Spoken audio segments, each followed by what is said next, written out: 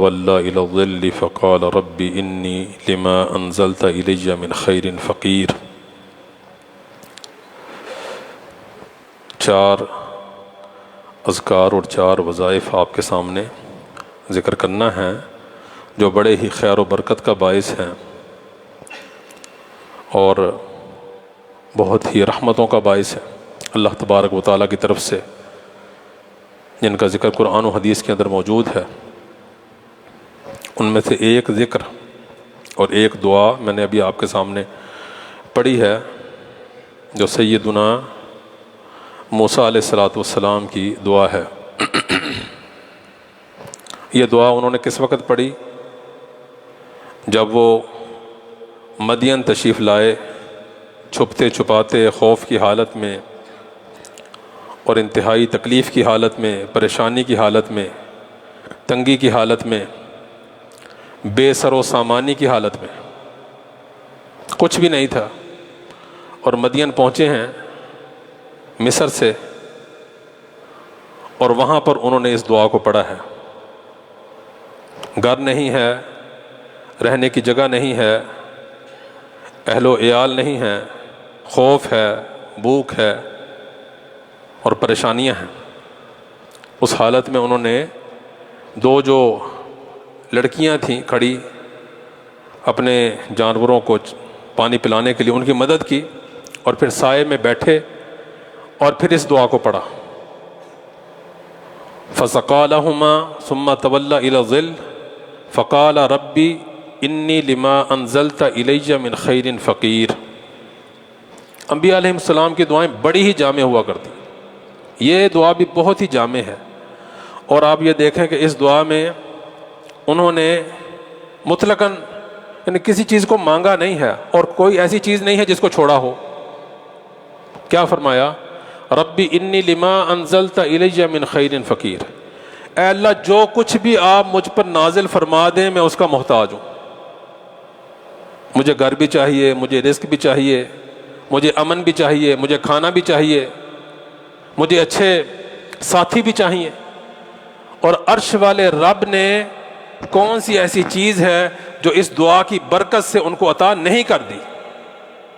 آپ یہ دیکھیں، تو بڑی ہی خیر و برکت کا باعث یہ دعا ہے۔ اس دعا کو اپنی دعاؤں کا حصہ بنائیں۔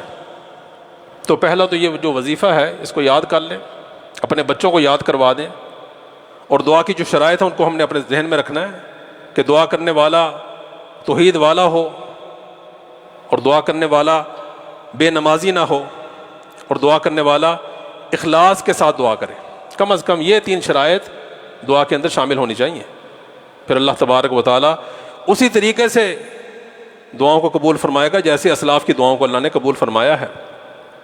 ربی انی لما انزلت الی من خیر فقیر، اللہ جو خیر بھی آپ نازل فرما دیں میں اس کا بڑا ہی فقیر ہوں، محتاج ہوں۔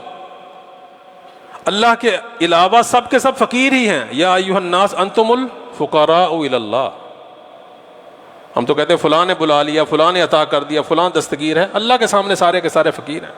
یہی عاجزی، یہ انکساری ہی عرش والے رب کو پسند ہے۔ ربنا ظلمنا انفسنا، اے اللہ ہم نے اپنی جانوں پر ظلم کیا۔ دوسرا جو ذکر ہے، جو وظیفہ ہے، وہ بھی ساری تکالیف کو ختم کرنے والا، ساری مشکلات کو دور کرنے والا، اور وہ ہے درود ابراہیمی۔ اس کو کثرت سے پڑھا کریں، اور سب سے مختصر درود جو حدیث میں آیا وہ کیا ہے؟ اللہم صلی علی محمد وعلی آل محمد، یہاں تک بھی آپ پڑھ سکتے ہیں۔ مختلف الفاظ احادیث میں درود کی آئے ہیں، وہی درود پڑھا کریں جو کہ آپ علیہ الصلوۃ والسلام سے ثابت ہو۔ باقی made in Pakistan, made in بر صغیر، یہ جو درود ہیں یہ نہیں پڑھنے چاہیے۔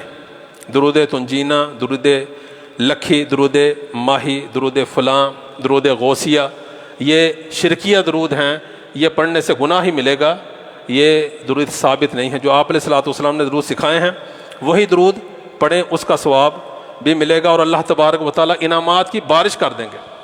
حضرت ابی رضی اللہ عنہ نے فرمایا اللہ کے رسول جب دعا کروں تو کتنا درود پڑھوں؟ 1/4 پڑھ لیا کروں۔ آپ نے فرمایا ٹھیک ہے، ان زدت فہو خیر لک، اگر زیادہ کر لے بہتر ہے، آدھا پڑھ لوں، 3 حصے کر لوں، 2 حصے درود پڑھ لوں اور 1 حصہ دعا کر لوں۔ اور پھر آخر میں کیا فرمایا؟ اگر ساری دعا میں کیا کرتا رہوں؟ درود ہی پڑھتا رہوں، ہاتھ اٹھاؤں اللہ کی تعریف کروں اور ساتھ درود ہی پڑھتا رہوں۔ آپ علیہ الصلوۃ والسلام نے انعام کیا فرمایا؟ فرمایا اگر تو ایسا کر لے گا، ہاتھ اٹھائے گا اور درود ہی دعا کے اندر پڑھتا رہے گا، درود ہی پڑھتا رہے گا، اذن یکفی ہمک ویغفر لک ذنبک، اللہ تیرے سارے غم دور کر دے گا، تیرے سارے گناہ معاف کر دے گا۔ کیا بچا ہے؟ سب کچھ مل گیا نا، سب کچھ مل گیا۔ فرمایا اللہ تیرے غموں کو دور کر دے گا، تیرے گناہوں کو معاف کر دے گا درود پڑھنے سے۔ تو یہ دوسرا وظیفہ بھی آپ نے یاد، کم از کم یہ مختصر درود جو ہے اس کو جاری و ساری رکھا کریں اپنی زبان کے اوپر۔ اور تیسرا جو وظیفہ ہے، اور تینوں ہی بڑے مختصر ہیں چاروں کے چاروں، وہ ہے سبحان اللہ و بحمدہ۔ کیا ذکر کرنا ہے؟ سبحان اللہ و بحمدہ، سبحان اللہ و بحمدہ سبحان اللہ العظیم۔ یہ حدیث بھی ہے صحیح البخاری کی آخری حدیث۔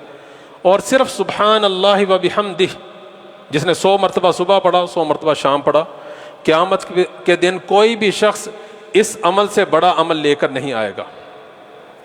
سبحان اللہ و بحمدہ یہ وہ کلمہ ہے جس کی وجہ سے اللہ تعالیٰ اپنی مخلوق کو رزق عطا فرماتا ہے۔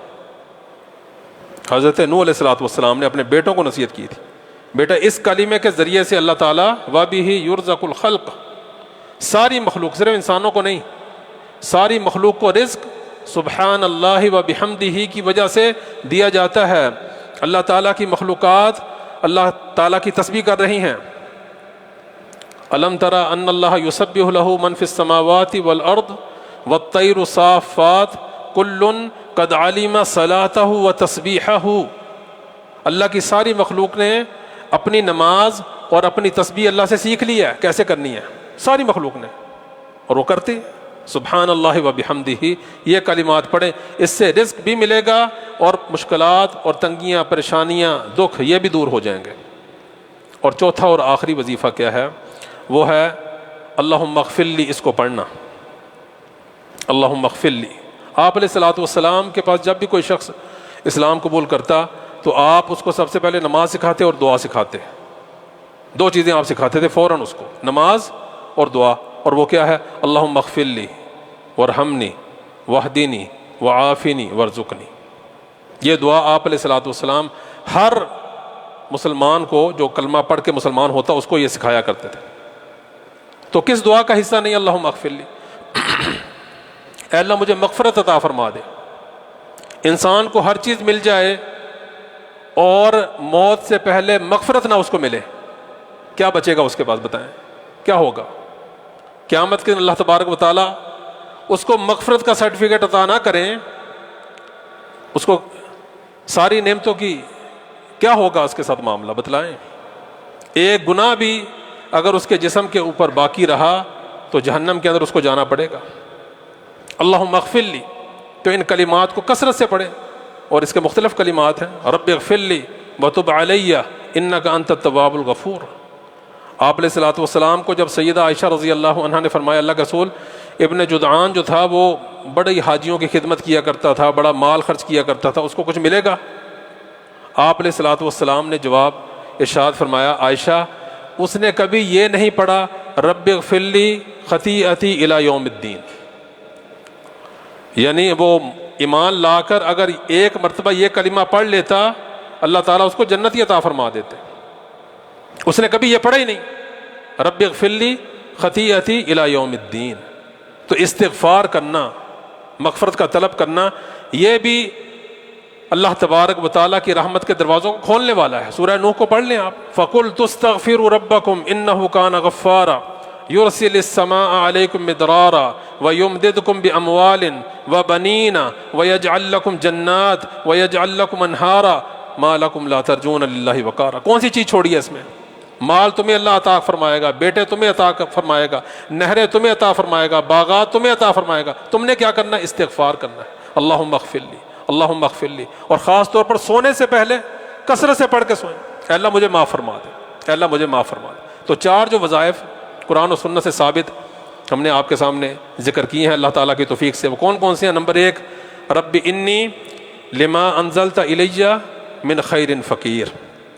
نمبر 2 اللہم صلی علی محمد وعلی آل محمد، کتنے آسان ہے زبان کے اوپر۔ نمبر 3 سبحان اللہ وبحمدہ۔ نمبر 4 اللہم اغفر لی، اللہ تعالی ہم سب کو عمل کرنے کی توفیق عطا فرمائے۔